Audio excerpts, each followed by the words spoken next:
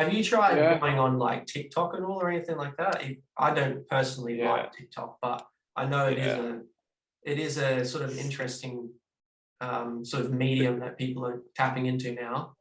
Yeah, I mean the way it's sort of described to me, and I think the reality of it is just the necessary evil. So I Yeah, personally necessary don't evil. like.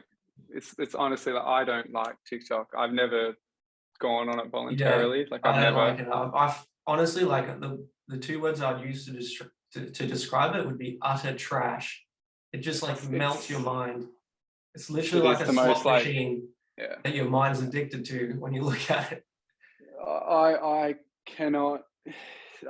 It's just not me. And Yeah, the issue though with a lot of music these days, I'm guessing almost any creative medium art form, like I'm sure YouTube's the same as well, to as much time as you put in towards making the art good, you know, like being really proud of what you're making and stuff, I think you almost have to put in double or at least as much effort as you're putting into that towards your marketing and towards being on TikTok and making viral trends and stuff, because the amount of musicians in the last 2 years and by all accounts, the amount of scouts that labels and look at and everything, it is just TikTok. It's TikTok based. The careers are now made on TikTok. really. Like I didn't know that, but it's not surprising. apparently it's just massive. It's just like, I mean, it don't get me wrong, it's great for reach. Like you can put up a video with no followers and potentially get hundreds of thousands of views if you put up a good video. The problem I find with it is just it's so narcissistic. It's so superficial and like sort of like look at me, and I'm just like, it's kind of sick. It's sickening to just be part of it, but yeah.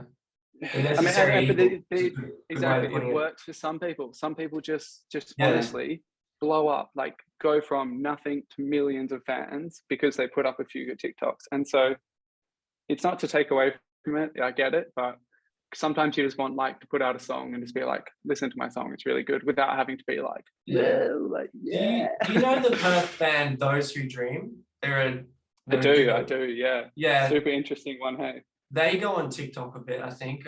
I've heard that they're getting a little bit of a following there. I read an article about it one time, but I wouldn't personally know because I don't go on TikTok, like I was saying. But the article said that they're growing a bit of a following because of TikTok, and I guess like they kind of tapped into that sound as well. They're kind of like doing that sort of MGK sort of pop punk, which is kind of has a little bit of a niche on TikTok. Yeah, I reckon they are the perfect example. If you want to look at someone who is focusing on the online marketing, like sure, make good music, but then go all out on the marketing and music videos and TikTok, study them, go look at their pages for an hour, and you'll see what it takes and how much effort and how consistently and how many stories and posts you have to put up to gain an online fan base. And it is like, whoa, I don't know if I'm ready to do that, man. Like, yeah, I think that they would have some sort of management. I'm not too sure. I actually have met them once when I was doing community radio.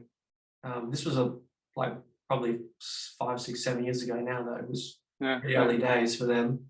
But they seemed like they wanted to really like kind of engross themselves into the music world when they were I saw them. Like they seemed really pretty serious.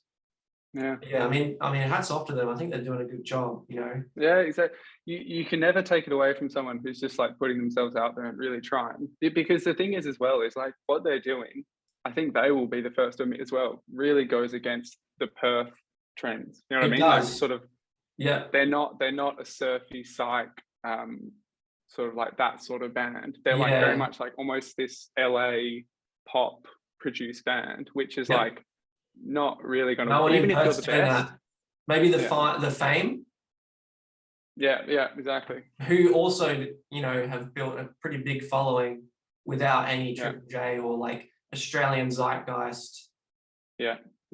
Media. But that's because I reckon that they were smart enough to know that like their music, that they knew not to, like there was this, I remember this quote which sort of like really resonated with me. It was like, when you're putting out music, you're putting it out for the people who will enjoy it, not for the people who won't. So instead of trying to convince people who will never like, they're just, if you're a hip hop artist, you're not trying to put music out to convince indie rock listeners to like it. You're putting out music for the hip hop listeners.